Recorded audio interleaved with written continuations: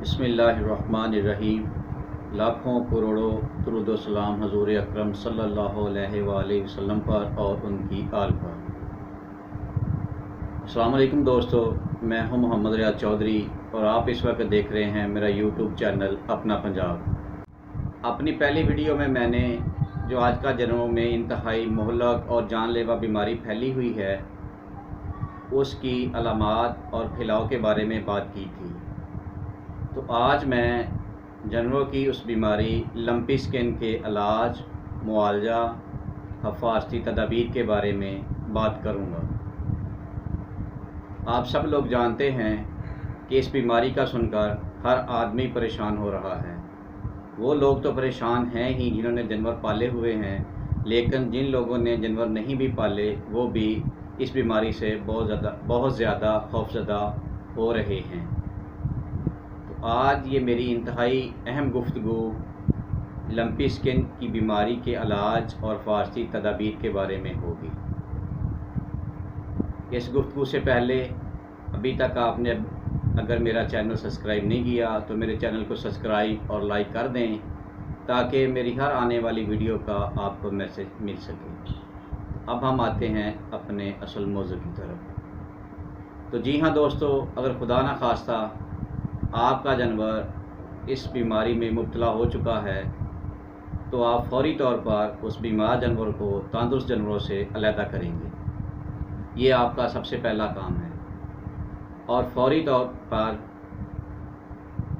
जानवरों के मुआलज veterinary doctor से रब्ता करेंगे और बिला तख़ैर अपने जानवर का इलाज शुरू करेंगे। बेहतर तो ये है कि आप जानवरों के डॉक्टर के कंसल्ट के मुताबिक अपने जानवर का इलाज करते रहें। इस इलाज के बारे में मैं चंद एक आपको मशवरे दूंगा, उम्मीद है आप गौर से सुनेंगे। पहली बात तो ये है कि जैसे ही देखा आपने कि आपका जानवर बीमार हो चुका है, आपने फौरी तौर पर उसे तंदुरुस्त जानवरों से अलहदा किया और सबसे पहले आप उसे एवरमेक्टिन साल्ट का एक इंजेक्शन उसके वज़न के मुताबिक ज़ेरे जिल्द लगाएंगे और उसके साथ फौरी तौर पर एंटी एलर्जिक कोई भी इंजेक्शन, बहुत सारे इंजेक्शन मार्केट में अवेलेबल हैं जैसा कि एवल, मेप्रासॉन, मेप्रासिम, मेप्राविट, मेप्रामाइन वगैरह, उसकी डोज स्टार्ट कर देंगे। एंटी एलर्जिक आप 1 दिन से 5 दिन तक दे सकते हैं और उसके साथ साथ आप फौरी तौर पर एंटीबायोटिक का इस्तेमाल भी शुरू करेंगे। ये बात याद रखना कि एक ही वक्त में एक ही एंटीबायोटिक आप जारी रखेंगे। ऐसा नहीं करेंगे कि एक टाइम में आप 2-3 एंटीबायोटिक को शुरू कर लें, क्योंकि इस बीमारी की वजह से जानवर पहले ही बेहद कमज़ोर हो जाता है, उसकी क़ुव्वत मुदाफ़त बहुत कम हो जाती है और ज़्यादा एंटीबायोटिक लगाने से जानवर और ज़्यादा स्ट्रेस में आ जाएगा। तो आपने एक ही एंटीबायोटिक शुरू करना है जो आपका डॉक्टर रिकमेंड करे, या आप पेनिसिलिन ग्रुप से ले लें, या आप अमोक्सिसिलिन ग्रुप का ले लें, या फिर आप लिंकोमाइसिन, स्पैरामाइसिन इस ग्रुप का ले लें। एंटीबायोटिक कम से कम आपने 3 दिन तक इस्तेमाल करना है और ज़्यादा से ज़्यादा 5 दिन तक। और इस इलाज के दौरान आपने हर रोज़ कम से कम 2 मरतबा अपने जानवर का बुखार चेक करते रहना है। अक्सर औक़ात बीमारी का हमला होने के दूसरे-तीसरे रोज़ जानवर को बुखार होना शुरू हो जाता है। तो जैसे ही जानवर को बुखार हो आप फौरी तौर पर उसे एंटीबायोटिक शुरू करें। एंटीबायोटिक में भी मार्केट में बहुत से इंजेक्शन अवेलेबल हैं जैसा कि फिवोनिल, कीटोप्रूफर में कीटोजेक्ट, कीटोविक, रुफिनॉल, फ्लूएन, मिलॉक्सीगेम में भी है और डिक्लोफेनिक सोडियम में भी है। वो आप दिन में 1 बार भी लगा सकते हैं और दिन में 2 मरतबा भी दे सकते हैं। बाज़ औक़ात जानवर का बुखार इतनी जल्दी नॉर्मल नहीं होता, अक्सर टेम्परेचर 103, 4 या 5 तक रहता है। तो इसमें आपने क्या करना है, इसमें आपने जानवर को एक तो हवादार जगह पे रखना है और दूसरा अगर हवादार जगह नहीं है, कोई बरामदा वगैरह या शेड है, तो उसमें आपने पंखे का इंतज़ाम करना है। और इसके साथ साथ आपने अपने जानवर के सर में दिन में 3 से 4 मरतबा अच्छी तरह पानी डालना है और इसके साथ साथ आप उसको ग्लूकोज भी पानी में और दे सकते हैं। ग्लूकोज देने से एक तो जानवर का टेम्परेचर मेंटेन रहेगा, बेहतर हो जाएगा, बुखार कम हो जाएगा। दूसरा, इससे गर्मी की शिद्दत भी कम होगी और इसके साथ साथ ग्लूकोज से जानवर की क़ुव्वत मुदाफ़त भी बहाल होना शुरू हो जाती है। तो बाज़ औक़ात इलाज करते करते या आप इलाज शुरू नहीं करते, देर कर देते हैं, तो जानवर पे बीमारी का हमला शदीद हो जाता है और अब कई दफ़ा जानवर के जिस्म पर सोजश नमूदार होना शुरू हो जाती है। जैसे ही जानवर चारा कम करे या जिस्म के किसी भी हिस्से पर आपको सोजश नज़र आए तो समझ जाएं कि उसका जिगर अफेक्ट हो रहा है। आपने फौरी तौर पर जिगर के लिए मेडिसिन स्टार्ट कर देनी है। जिगर के लिए कोई ना कोई टॉनिक शुरू करेंगे और साथ ही साथ क़ुव्वत मुदाफ़त के लिए आप कोई ना कोई टॉनिक भी शुरू कर देंगे। तो जिगर के लिए भी बहुत से इंजेक्शन मार्केट में अवेलेबल हैं, जैसा कि हेपासेल है, हेपागन है, हेपागार्ड है और भी इस तरह के कई और हैं। और जानवर की क़ुव्वत मुदाफ़त को बहाल करने के लिए भी आप कोई ना कोई टॉनिक ज़रूर शुरू करेंगे, जैसा कि विटामिन AD3 है या वेट3 है और इससे मिलते जुलते और भी कई इंजेक्शन मार्केट में अवेलेबल हैं। ये भी आप जानवर को रोज़ाना एक खुराक देंगे और इस तरह इसका इलाज जारी रखेंगे। सबसे अहम बात यह है कि आपने एंटी एलर्जिक में कोई स्टीरॉयड इस्तेमाल नहीं करना, बल्कि एज ए वेटनेरियन मेरा तो आपसे मशवरा होगा कि आप पूरे ट्रीटमेंट में जानवर को कोई भी स्टीरॉयड इंजेक्शन नहीं देंगे।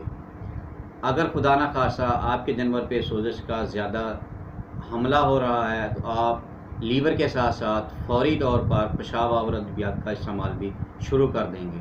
उसमें भी औरली भी कई अद्वियात आ रही हैं और उसके साथ साथ इंजेक्शन भी हैं, जैसा कि ड्यूराटिक है, लॉस-एक्स है। ये भी दिन में आप एक खुराक 3 दिन तक जारी रखेंगे ताकि आपके जानवर की रिकवरी जल्दी शुरू हो जाए और आपका जानवर सेहतयाब हो जाए। मैं उम्मीद करता हूं कि आप अपने बीमार जानवर के इलाज में बिल्कुल गफलत नहीं करेंगे, बर वक्त इलाज कराएंगे, क्योंकि आपका जानवर आपका सरमाया है और आप अपने जानवर को बचाने में भरपूर कोशिश करेंगे ताकि आपका जानवर सेहतयाब हो सके। तो जी हाँ दोस्तों, अब मैं बात करता हूँ हिफाजती तदाबीर के बारे में। तो हिफाजती तदाबीर में अब सबसे पहले, अगर आपके जानवर तंदुरुस्त हैं और आपके एरिए में इस बीमारी का हमला नहीं हुआ तो आप फौरी तौर पर अपने जानवरों को हिफाजती वैक्सीन लगवाएंगे। मार्केट में भी कई वैक्सीन अवेलेबल हैं और महकमा भी वैक्सीन मुहैया कर रहा है। आप महकमा की रिकमेंड करदा या मार्केट से अवेलेबल जो भी वैक्सीन है फौरी तौर पर अपने जानवरों को लगवाएं। और अगर खुदा ना खास्ता आपके इलाके में बीमारी आ चुकी है या आपका जानवर बीमार हो चुका है और आप किसी वजह से वैक्सीन नहीं लगवा सके, तो जैसे ही बीमारी आपके बाड़े में आ गई है या आपके इलाके में आ चुकी है, तो फिर ये मेरा मशवरा है कि आप वैक्सीन ना लगवाएं, बल्कि इसकी बजाय आप एवरमेक्टिन साल्ट का कोई भी इंजेक्शन अपने हर जानवर को एक एक खुराक ज़ेरे जिल्द लगा दें। ये भी बीमारी की शिद्दत को कम करने में खासी हद तक मुआवन साबित हो रहा है। दूसरी बात यह है कि आप बीमार जानवरों को तंदुरुस्त जानवरों से अलहदा रखेंगे और इन दिनों में आप अपने जानवरों के बाड़ों में चिचड़, मक्खी मार, मच्छर मार स्प्रेयों का इस्तेमाल बाकायदा करना शुरू कर दें। कम से कम 10 दिन और ज़्यादा से ज़्यादा 15 दिन के बाद आप अपने जानवरों के बाड़ों में स्प्रे ज़रूर करवाएं। आप ये स्प्रे जानवरों के ऊपर भी कर सकते हैं, उन्हें अच्छी तरह बांध कर स्प्रे करें और उसके बाद जानवरों को आम पानी से नहला दें। स्प्रे करने से चिचड़ तलफ हो जाएंगे, मक्खियाँ और मच्छर कम होंगी, क्योंकि ये इस बीमारी का फैलने का सबसे बड़ा सबब है।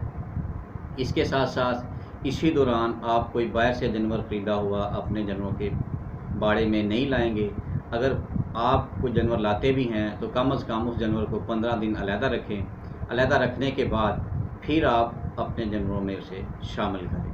इसके साथ साथ अगर आपके इलाके में बीमारी का हमला काफ़ी हद तक फैल चुका है तो आप जिन लोगों के जानवर बीमार हैं उन लोगों का दाखिला भी अपने जानवरों के बाड़े में बंद करेंगे, क्योंकि जो लोग इस तरह बीमारी वाली जगह से दूसरी जगह में शिफ्ट होते हैं तो वो भी जरासीम के फैलाव का सबब बनते हैं। तो ये थी दोस्तों हिफाजती तदाबीर। आप इन हिफाजती तदाबीर पर अमल करते हुए अपने जानवरों को महफूज कर सकते हैं और अपना सरमाया बचा सकते हैं।